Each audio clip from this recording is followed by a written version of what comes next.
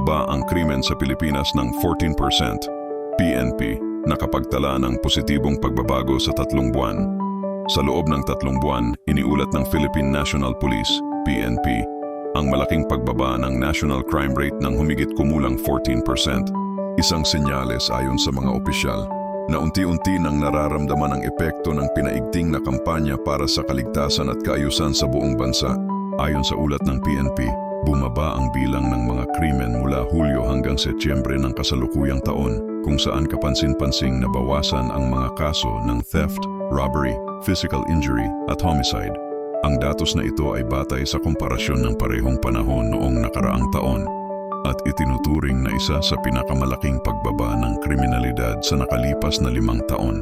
Ipinaliwanag ni PNP Chief General Romel Francisco Marbil na ang pagbaba ng crime rate ay resulta ng mas pinaigting na police visibility, intelligence-driven operations, at community engagement programs.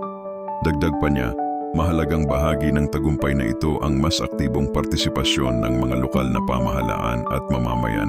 Hindi ito tagumpay ng PNP lamang, kundi tagumpay ng sambayanang Pilipino. Kapag nagtutulungan ang pulis at komunidad, mas nagiging ligtas ang ating mga lansangan, ani Marbil. Mas pinaiting na kampanya. Kasabay nito, inilunsad ng PNP ang iba't ibang inisyatiba tulad ng Oplan Lambat Sibat at Enhanced Beat Patrol Program, kung saan mas madalas na nag-iikot ang mga pulis sa mga matataong lugar at crime-prone areas. Pinaiting din ang paggamit ng CCTV integration systems at digital monitoring tools upang mas mabilis matukoy at maresolba ang mga insidente. Sa Metro Manila, halimbawa, iniulat ng National Capital Region Police Office, NCRPO, ang pagbaba ng street crimes ng halos 17%, kabilang na ang mga kasong snatching at hold-up. Samantala, sa mga rehiyon tulad ng Central Luzon at Western Visayas, nakapagtala rin ng parehong positibong trend, reaksyon ng publiko. Maraming mamamayan ang nagpahayag ng pasasalamat at pag-asa sa naturang balita. Sa mga social media post, makikita ang mga komentong gaya ng "Mas ramdam na naming ligtas maglakad kahit gabi" at "Sana tuloy-tuloy na ito, hindi lang pansamantala." Gayunpaman, may ilan ding nagpapaalala na hindi dapat maging kampante. Ayon sa ilang eksperto, mahalagang tiyakin na consistent ang mga hakbang at hindi lamang short-term effect ng mga operasyon. Ayon kay criminologist Professor Danilo Reyes, ang mahalaga ay sustainability. Dapat tuloy-tuloy ang reforma sa loob ng PNP at ang pagtutok sa root causes ng krimen, gaya ng kahirapan at kawalan ng trabaho.